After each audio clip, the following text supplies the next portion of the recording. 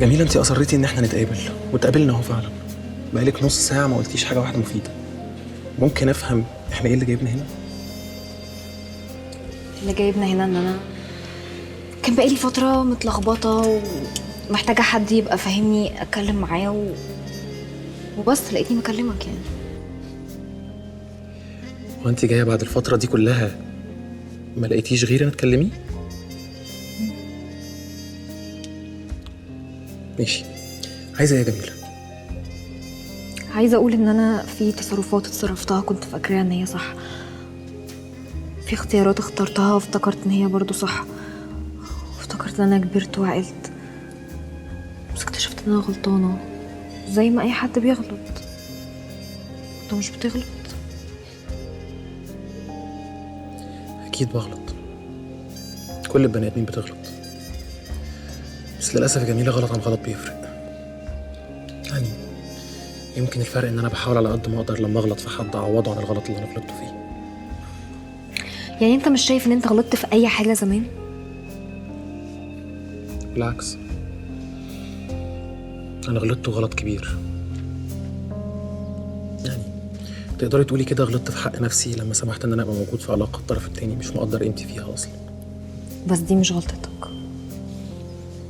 دي غلطة اللي قدامك، ان هو معرفش يقدر قيمة الحاجة دي. بس انا بجد اخدت عهد على نفسي ان انا مش هخلي اي حاجة مهمة تروح. وانت بتحاولي تقولي ايه يا جميلة؟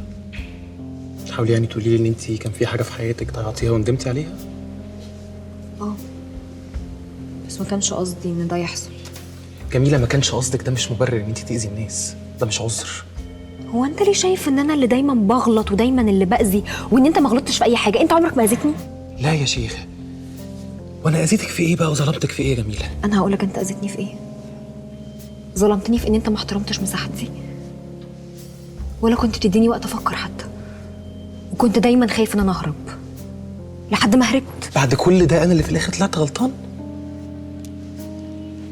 ماشي، عامة يا جميلة انت صح، احنا الاتنين فعلا غلط، بس زي ما قلت لك بقى دي قصة خلاص وخلصت، ومفيش غلط ما بتصلحش. يعني ايه؟ يعني زي ما قلت لك اهم درس انا اتعلمته من علاقتنا دي ان انا ما ينفعش ابقى موجود مع حد مش مقدر قيمتي وفاهمها كويس. لا بس انا ما بقتش كده يا معتز، انا ما بقتش البنت دي.